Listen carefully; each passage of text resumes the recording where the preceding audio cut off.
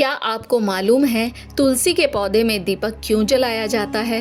इसके पीछे सिर्फ आस्था नहीं बल्कि एक प्राचीन और रहस्यमयी पौराणिक कथा छुपी है जो धर्म, त्याग और प्रेम की सीमाओं को छूती है।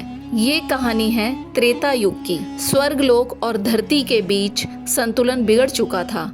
राक्षसों का आतंक इतना बढ़ गया था कि देवता भी असहाय हो गए थे। ब्रह्मा, विष्णु और महेश भी सोच में पड़ गए कि अब क्या उपाय किया जाए। इसी बीच एक राक्षस था शंखचूड़।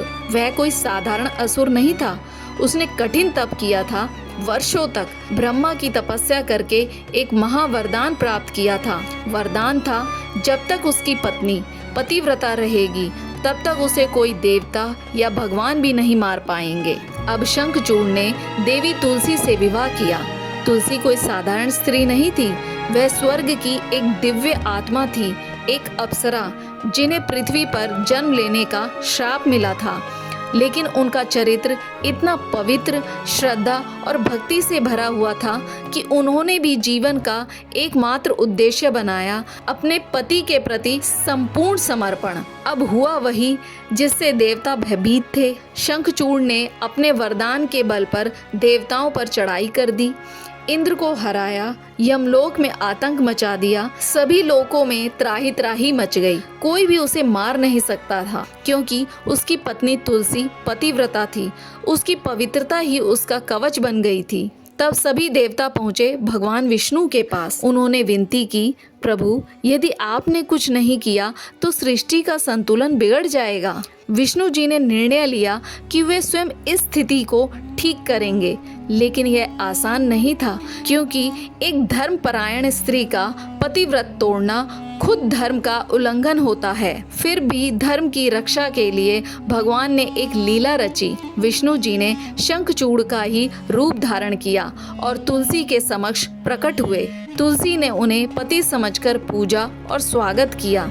लेकिन जैसे ही उन्होंने उनका स्पर्श किया, उनका पतिव्रत भंग हो गया और उसी क्षण शंखचूड़ मारा गया। तुलसी को जब सच्चाई का ज्ञान हुआ तो वे कांप उठी। वो रो पड़ी। उनका मन टूटा नहीं बल्कि उग्र हो गया। उन्होंने विष्णु भगवान को ही श्राप दे दिया, तुमने धर्म की रक्षा के नाम पर मेरा स्त्री धर्म भंग किया है, इसलिए तुम पत्थर बन जाओ। और उसी क्षण विष्णु जी का रूप शालिग्राम में बदल गया। लेकिन भगवान विष्णु मुस्कुराए और बोले, हे देवी, तुमने जो किया वो धर्म था। तुम्हारा बलिदान अमर रहेगा। तुम्हारा यह शरीर अब धरती पर तुलसी के रूप में जन्म लेगा और जब तक सृष्टि रहेगी लोग तुम्हारी पूजा करेंगे और हर घर में तुम्हारे आगे दीपक जलाया जाएगा। उन्होंने आगे कहा, तुम्हारा और मेरा पुनः मिलन होगा शालिग्राम और तुलसी के विवाह के रूप में। और वो दिन होगा जब संसार में पवित्रता की पुनः स्थापना होगी। और तभी से हर साल तुलसी विवाह मनाया जाता है, जहाँ तुलसी माता और शालिग्राम भगवान का विवाह होता है। अब सोचिए, जब आप तुलसी के पौधे में दीपक जलाते हैं तो वो सिर्फ पूजा नहीं होती, वो उस स्त्री को प्रणाम होता है जिसने अपने पति के लिए, धर्म के लिए और सृष्टि के संतुलन के लिए स्वयं को भस्म कर दिया।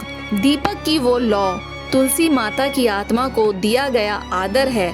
हर शाम जब दीप जलता है वो हमें याद दिलाता है कि त्याग, आस्था और धर्म यही सच्चा प्रकाश है।